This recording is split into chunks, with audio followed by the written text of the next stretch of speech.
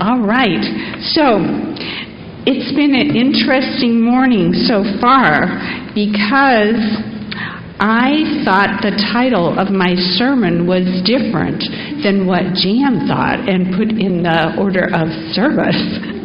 So, it seems that Jan reminded me a while back I gave her a couple of titles to choose from, and she chose one, and I chose the other one. So I'm going to tell you what my choice was in this.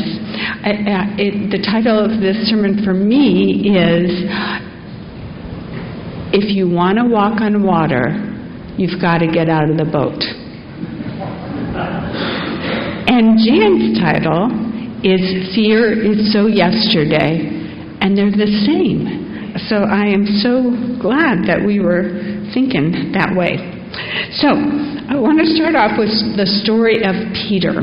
Now, Peter was one of Jesus' 12 disciples, and the story goes like this. All 12 of the disciples are in the boat, in the fishing boat at one time, when a storm starts kicking up. The waves are getting bigger, the wind is coming, and they are afraid. In the Gospel of Matthew, it says that the boat was tormented by waves. So they actually were fearing for their lives, and these are experienced boat riders, they're fishermen. But then one of the 12 disciples sees a man walking on the water toward them. They're totally freaked out. They think it's a ghost, and they become even more terrified. Then the ghost says to them, "Be not afraid, it is I." Peter said, "If it is truly you, Lord, command me to come to you on the water." Now, I was wondering why Matthew put in that little detail in the story. I think it's because the story is not just about taking risk, but it's also about obedience and following the Lord. Peter had to discern between an authentic call from God and simply a foolish impulse. We have to do that too. We have to discern what is our calling and what is just a foolish impulse. So Jesus commanded him, "Walk to me." And Peter did. He stepped out of the boat and he walked on water to meet Jesus. In the movie Chariots of Fire, I don't know if you remember that, but the English runner, Harold Abrahams, runs against the Scottish champion in a race, and he loses for the first time in his life. His girlfriend suggests he just took a beating in that race, that's all. And he yells at her, "I don't run to take a beating. I run to win. If I can't win, I won't run." And she persisted. To run the best race you can, to give it everything you've got and win, that is glorious. And to run the race and give it all your best and to lose, that is painful. But it's not failure. Failure is refusing to run the race at all. And she persisted. She says to him firmly, "If you don't run, you can't win." That is, if you don't get out of the boat, you can't walk on water. So back to Peter. He walks toward Jesus, and the storm really kicks up with 10-foot waves around him, crashing all over the place. And as they say in the Bible, he sees the wind. Now we all know what it's like to see the wind, right? You begin a new adventure, you're full of hope and energy. Maybe it's a new job, maybe it's a new marriage, maybe it's a new relationship, going back to school, starting a business. We're all enthusiastic and full of hope. Nothing but blue skies. This is going to work out. And then reality sets in. Obstacles, opposition, competition, a money squeeze. You see the wind. Well, as the storm is crashing around him, Peter starts to sink. He then cries out, "Lord, save me!" Immediately, Jesus reaches out and pulls him up. And then he says to him, "You of little faith, why did you doubt me?" Now, I will warn you, if you get out of your boat, whatever that is that keeps you afraid and small, there's a good chance when you step out of the boat, you will sink too, at first. And I want you to know there will be somebody to reach out and pull you up. Someone in this congregation, someone in your family, someone in a coworker, your friends. There will be someone to help you. You are not alone. Be not afraid. That's the number one command in the Bible. It's said 366 times. Be not afraid. And remember, if you don't get out of the boat, you can't walk on the water. Now, I will tell you my personal belief. I don't believe that Jesus or Peter actually walked on the water because physics doesn't allow that to happen. So I don't take the Bible literally, but I do think it is a book full of wisdom and life lessons. What a great message. Think about that. If you want to have a walking on water, thrilling life experience, you have to get out of the boat. And walking on water includes risk. Getting out of the boat is scary for us, and any risk includes growth. So it's a good thing. So what stops us from doing those walking on water experiences, from writing a new book, from quitting a job that I hate, from ending a bad relationship? What stops us from getting out of the boat? One little word: fear. Fear of failure, fear of success, fear of not being able to cope because we don't even know what we're doing, fear of not being good enough. And yet Roosevelt said in the Great Depression, the only thing we have to fear is fear itself. But what you may not have heard in that soundbite, he also said, only a foolish optimist can deny the dark realities of the moment. So, we have to be cautious when we're stepping out of the boat. Check things out. Tell yourself the truth while we try to find out what is our mission on the planet. What is God's intention for me on this planet? Well, you have to be able to distinguish faith and belief that I can get out of the boat and foolishness. Look at your talents. Look at what you do well. Look at what you do effortlessly. Are you living them out to the max? Are you using your talents to the max? And tell yourself the truth. Like if I quit my job, where will my income come from? If I just jump out of the boat and don't think it through. So sometimes fear is our friend. It slows us down. It keeps us from being impulsive and foolhardy. I wish that would happen at the highest level in our country at this point, to keep us from being impulsive.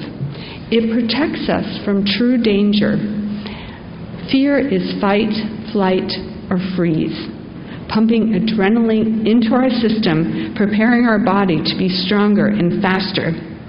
The reality is, however, we are seldom, this is a truth, in true danger. For most of us, fear strikes when it's neither helpful, wanted, or needed. It gets in our way. So we have to befriend fear. We have to not be afraid of fear. When fear shows up for me, I acknowledge it. It's kind of a person that walks with me. And I say, "Hi, fear. I haven't seen you for a long time. Come walk with me a little bit." And we walk toward whatever it is that I'm feeling some fear about. But when we get to the building where I have to go in and speak at a large convention, or I have to go in and do an interview, or I'm walking into a party where I know no one, I then turn to fear and say, thank you for coming with me, but you have to go now. I'm going to go this way, and you need to go back that way. I'll see you another time. We can't waste our life, our precious life, on being afraid of being afraid of fear. It's hard enough to get out of the boat when the wind is calm and the water is smooth, but that's rarely the case in life. Sooner or later, the storm will strike, either in your marriage or your work or your ministry or your finances or your health. It is in the act of facing that storm that you discover what really lies inside of you. So you don't want to be afraid when it shows up. You want to welcome it and be grateful. So do you want to have a walking on water experience? I want to read you a story from John Ortberg's, I call it the horse story. Some time ago, we went on vacation to a dude ranch in Arizona. My wife, who grew up vacationing there, insisted that my experience would not be complete until I knew the exhilaration of a truly challenging horse ride. We went on a trail ride, but she said that was too tame to count. So, the next morning, I rode out with 5 ranch hands to take the herd of horses to the pasture about 3 miles away. I was very interested in meeting my horse that day. Often horses receive their name from some notable aspect of their temperament. When you get a horse named Pokey or Valium, well, you pretty much know what to expect. My horse was named Reverse, based on his particular eccentricity of going backwards anytime someone was foolish enough to pull on his reins. I made a mental note of that. The trip out to the pasture was uneventful. We dropped off the herd and we were heading back to the ranch. But when we were doing that, those young ranch hands decided to make a race of the return trip. One of them, his horse took off at a full gallop, and the other 4 immediately started racing to catch up with him. Reverse started to make his move. Instinctively, I pulled back on his reins as hard as I could. Reverse rose up on his hind legs and took a few steps backward, just as Silver used to do on the Lone Ranger. And then he took off like a bat out of a cannon. For the better part of a mile, Reverse ran at dead heat. I kept focusing on that word, dead. We were not sauntering or trotting. This was an all-out sprinting, as in the scene from a movie. The 5 ranch hands were all college-age guys who lived on horseback all summer long, racing their horses as fast as they could. Reverse and I passed 4 of them. I say, and they were shocked. I enjoyed that, though. But mostly, I was just saying to myself, don't die, don't die, don't die. I was wondering how Nancy would spend the insurance money. And then the strangest thing happened to me. I realized there was a good chance I just might survive this.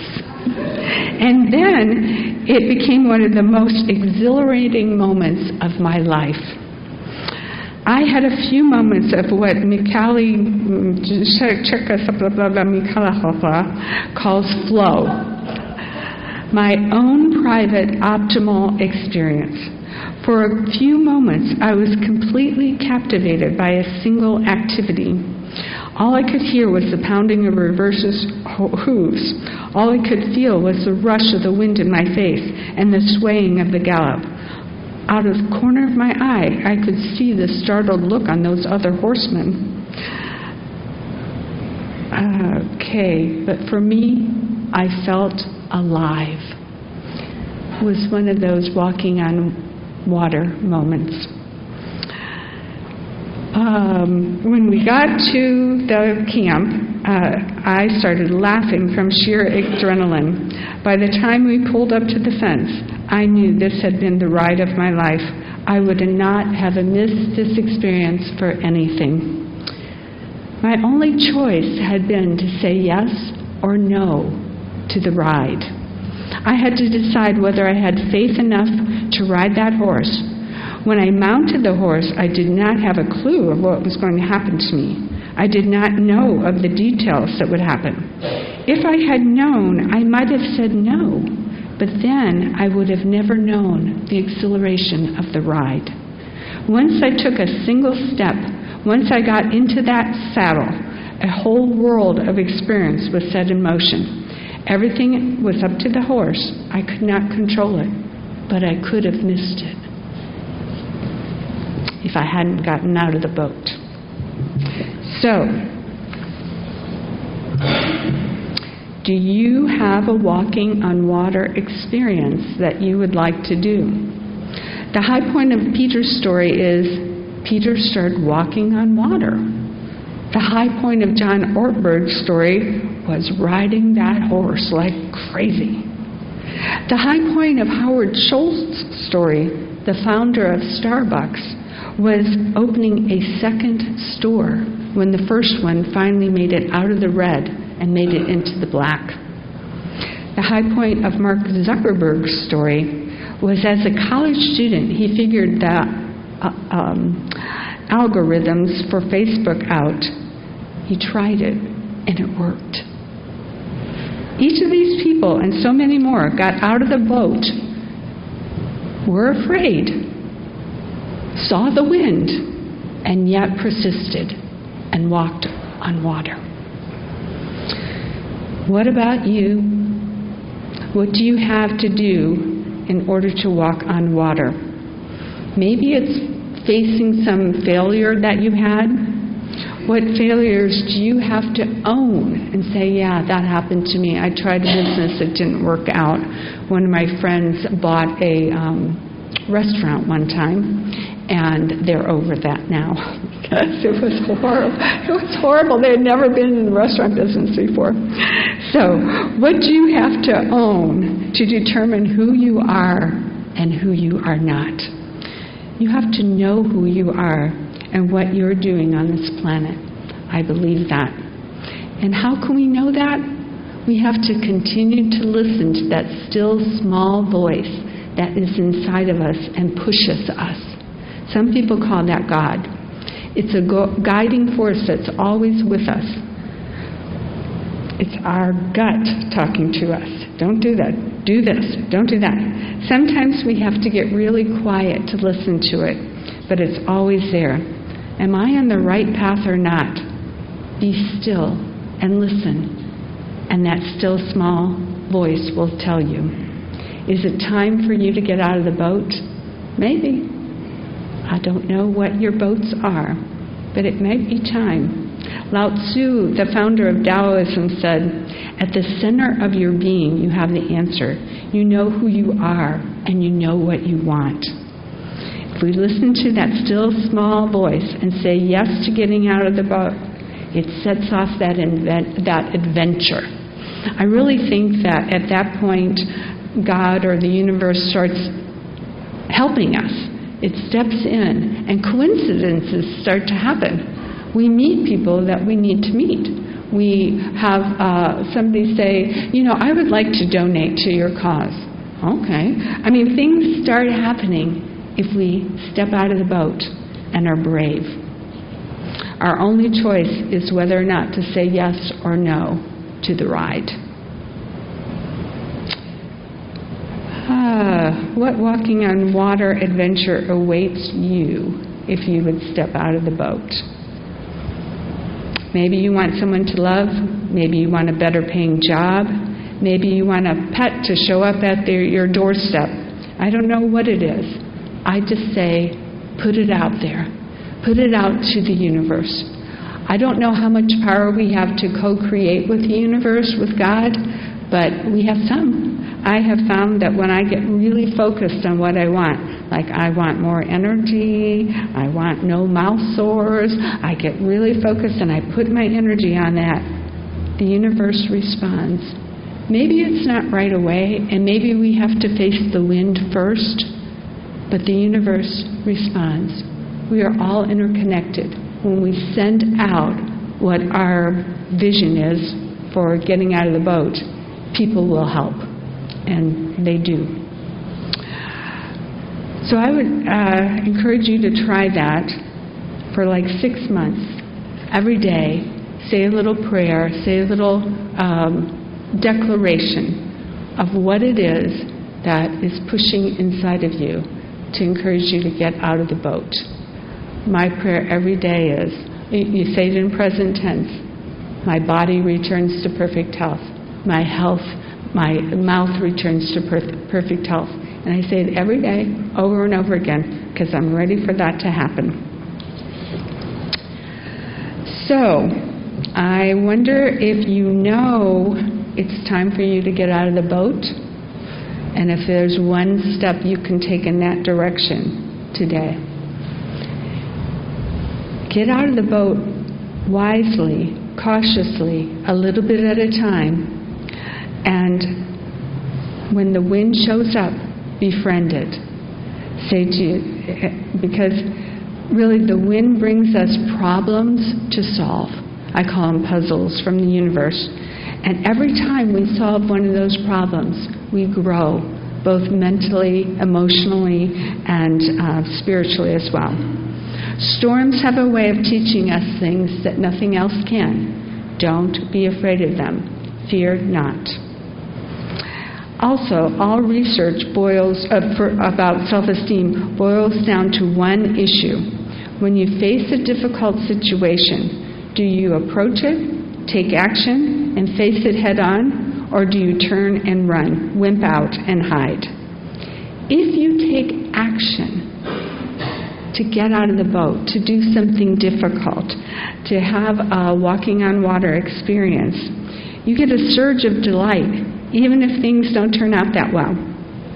Because you get that experience of, I did something hard, I did something challenging, and you grow as a human being. When you avoid facing up to a threatening situation, even if things turn out okay, inside you say to yourself, but I wimped out. I didn't do the hard thing because I was too afraid. And it works on our self-esteem. So I encourage you to not take the easy way out.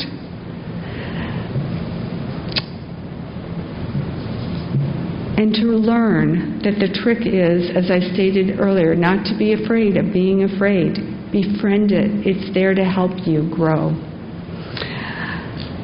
I want to end with one more story. It's the story of a 10-year-old boy who was on vacation with his dad. And the lake where they're staying at has a boat that you can rent and parasail behind it. The boy wanted to go parasailing. They offered different heights, 400 feet, 600 feet, 800 feet. Each one a bit more expensive, so the dad was trying to steer him toward that 400 feet. The dad says, we talked over his options, and I told him I would leave the decision to him. He thought it over a few minutes, and he finally decided, I'm going up 800 feet. I might be scared when I first get up there, but I'm going to do it because the ride only lasts a few minutes. But once it's over, I'll have it forever. I think God or life could say one thing to you. It would be that the ride only lasts a few minutes. Don't waste your opportunity to get out of the boat. Do whatever you need to do to have your walking on water experience. There's one waiting for you, but you have to get out of the boat. Blessed be and amen. Okay, as you go forth this week just think about what that walking on water experience is that you've known about, and it's pushed you for many years. And think about taking a step out of getting out of the boat. Blessed be, and amen.